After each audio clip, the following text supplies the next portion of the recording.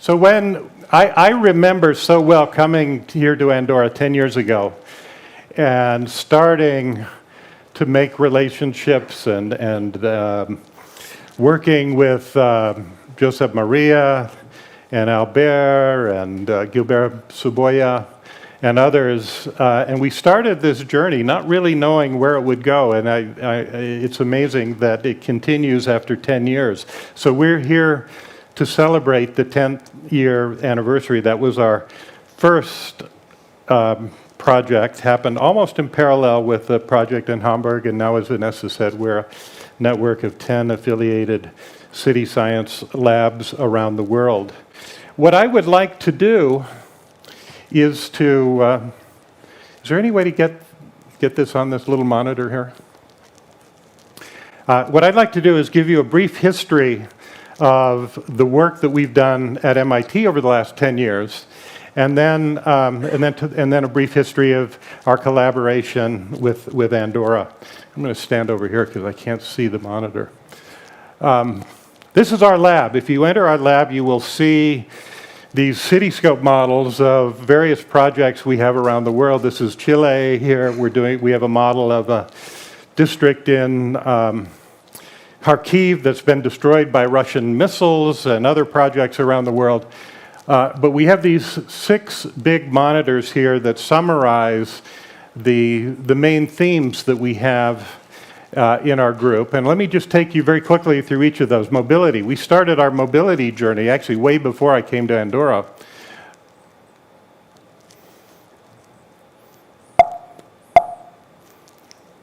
Sorry, can you get the presentation back, please? Anyway, I'll talk over it while they're getting this fixed. So we have, one of our themes is mobility.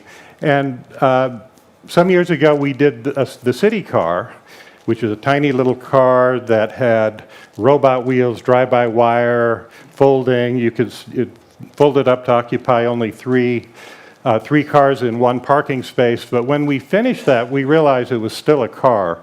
And the future of cities, I think, is moving away from cars. We went car crazy the middle of the last century, and now we're moving back to more compact, integrated communities. Then this is what we call the persuasive electric vehicle. We decided let's make it even smaller and more compact.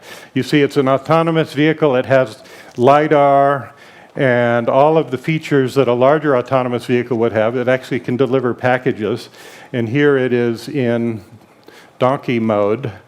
We actually did we brought a version of this early on to Andorra. Here we're testing it in one of the public spaces here in Andorra. This was really early days in this research. Then we decided we could even push it farther. Let's do an autonomous bicycle. So this is a bike that you ride conventionally, but then it turns into an autonomous tricycle and goes to pick someone else up. You operate it much like like you would call for an Uber. It comes to you wherever you are. We now are showing this at the Museum of Science in Boston. We do a lot of exhibitions. This was kind of a fun cartoon that was in the Boston Globe a few weeks ago, because we just opened this, that talked about this as conceivably the future of shared mobility. I don't know about that, but it was fun that we got that in the paper. Transformable environments. We've been working on this for many years. Maybe about 10 years ago, about the time we started this project, we started looking at transformable apartments that were much more compact because they could shift from sleeping to living to socializing to exercising. This was just kind of a crude animation.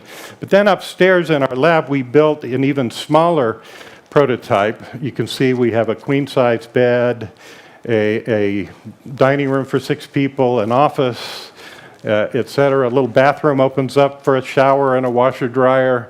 People thought this was really sort of crazy, but then we launched a company. We got IKEA and Google and some big Silicon Valley VCs to invest in it. This is an apartment I stayed in 2 nights ago in New York City, where you have an office on demand, the bed comes down from the ceiling, a walk-in closet, on demand. So now we are in over 150 apartments and taking this to scale with commercial real estate developers.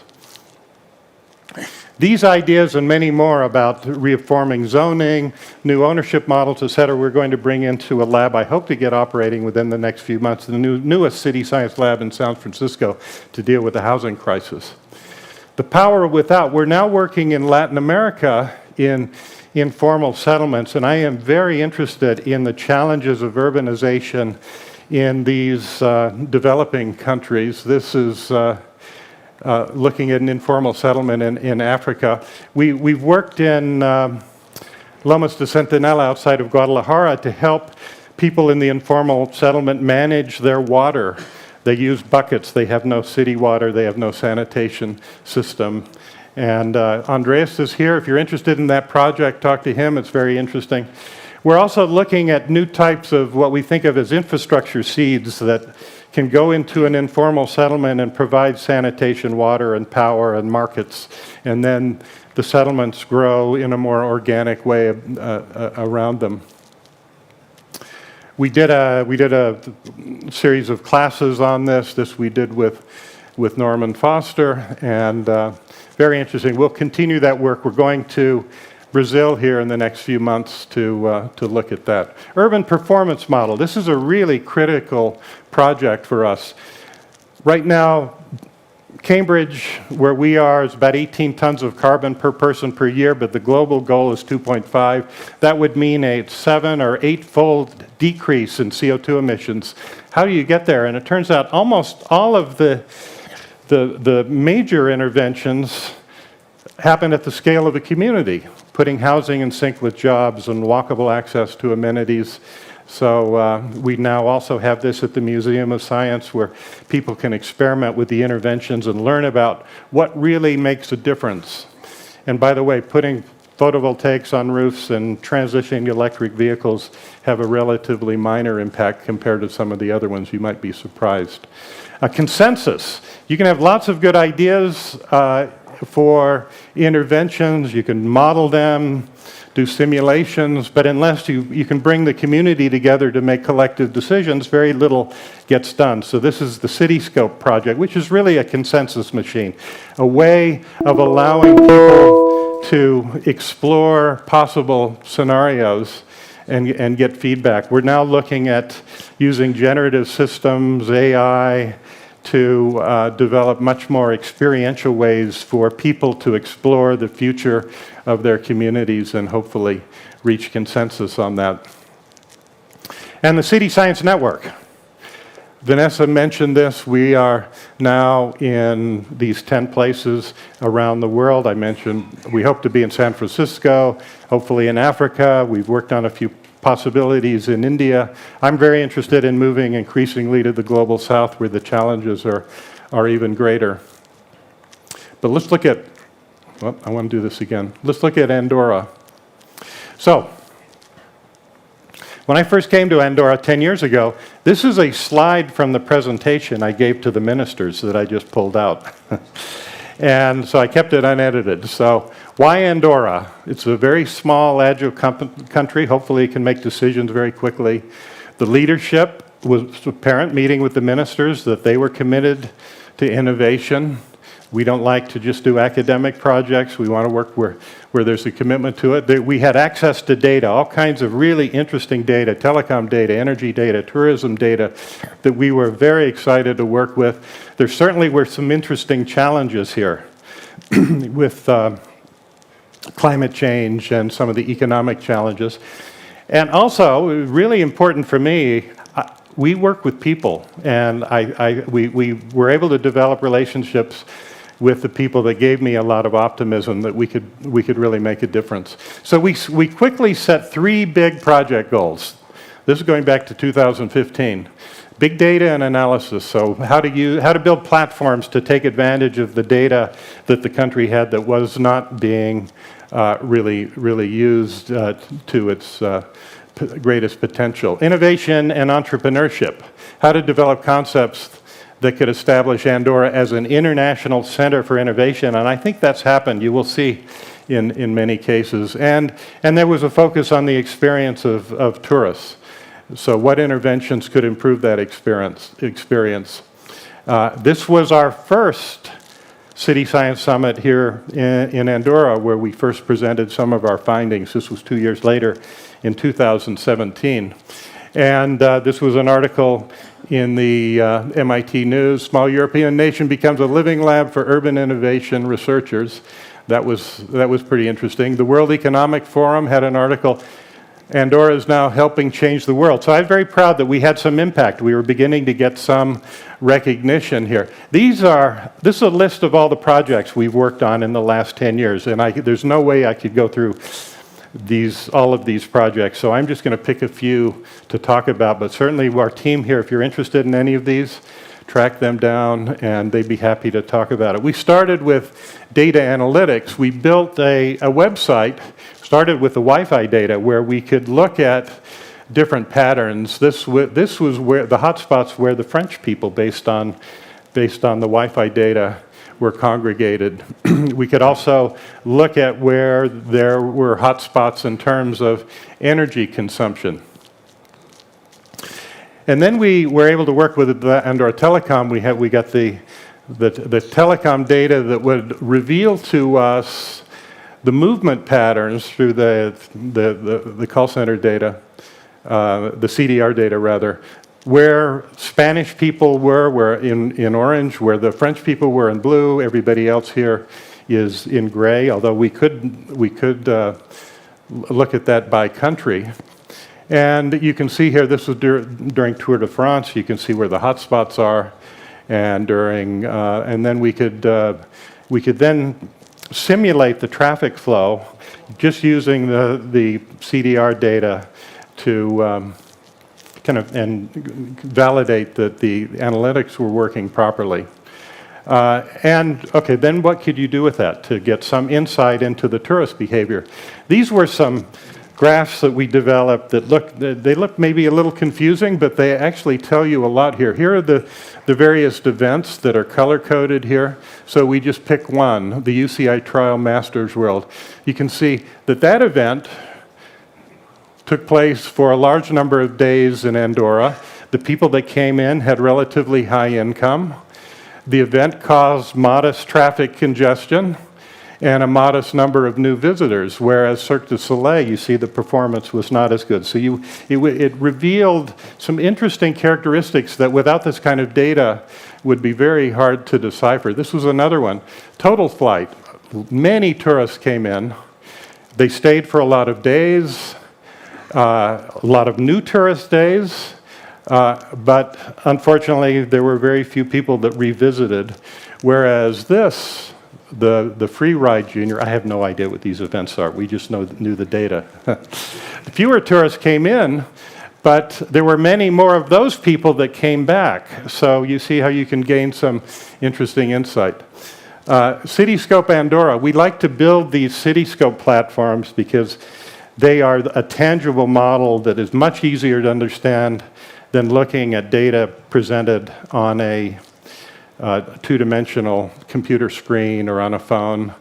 And it also allows people to gather around this physical model and to discuss and debate and to learn and to hopefully reach a consensus about these issues. So we send a team of ours, our Cityscope SWAT team. You can see now we're in day 3. We put all this together in 3 days. It was in a public place and up and running for any number of purposes. This is Juanita from our team at the time interacting with it. And here we're now projecting heat maps related to energy data on the model. I'm hoping this model still exists. The space doesn't exist now. I'm hoping this can get rebooted and could be used for all kinds of new opportunities. COVID analysis. So when COVID hit, we had the capability, and the Andorra team did, to analyze this complex telecom data. We also had the serology data. We knew the lockdown policy, and all of this could get correlated. This was a peer review conference paper that we wrote on that topic, And I think it was unusual in that we did have this kind of telecom data and serology data for an entire country. And this was an article in Forbes magazine, "The Mouse That Roared, What the U.S. Can Learn from Andorra About COVID-19 Testing." See, so Andorra is not a follower, they're a leader, and I think you should think of it that way. Andorra, LLMs create synthetic populations, large language models using AI. So now we took this telecom data recently, and we know the movement patterns and something about the profiles of people now, and now we're trying to build a synthetic population without actually using the telecom data, but we're validating it with the telecom data, and the results are pretty promising. We're getting something like 91 to 94% accuracy. If you don't believe that, talk to Parfait. He's here. He'll explain to you how that works. And that was really only possible because of the beautiful data set that we had from Andorra. Learning by doing in schools.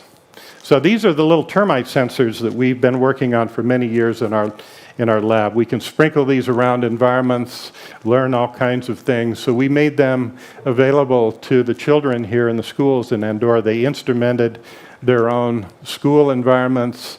This was an interface where they could collect and analyze the data, learn how to work with it. You know, what would happen if you open a window, to the temperature and the air quality, things like that.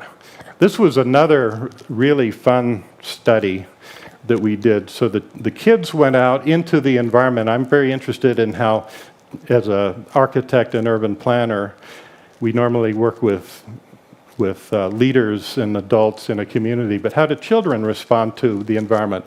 So here they would tag those things that made them happy in Andorra, or tag those things that made them sad, or tag those areas in their environment that made them angry, and then all this could get mapped on the city. And so this gave us a really unique perspective on the environment. I think we were just scratching the surface of what would be possible with this. Climate change and snow quality, another project that we did that was quite fun. So we instrumented skis. Andreas, who's here, you could talk to him if you want more information. So this was all built in our lab and shipped to Andorra, and then skiers would ski down the slope, collecting all kinds of fine-grained data about the quality of the snow, etc. So here's one of the visualizations.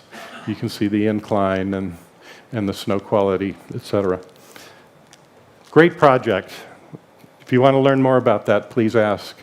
And Andorra as a biosphere reserve. I am very excited about this. I think this could open the door to all kinds of new projects. We're more and more interested in this topic. In fact, we're going to Brazil shortly to actually 2 trips between now and the end of the year to Brazil, one to Brasilia and one to Belém. Belém is the city right at the mouth of the Amazon, and here we will be looking at the intersection of the human ecosystems and natural ecosystems, and we intend to put together hopefully some kind of interesting, impactful project for COP30 that will take place in Belém next year. If you want more information about that, talk to Gabby, Brazilian, who did the graphics, but this is her project that she's putting together.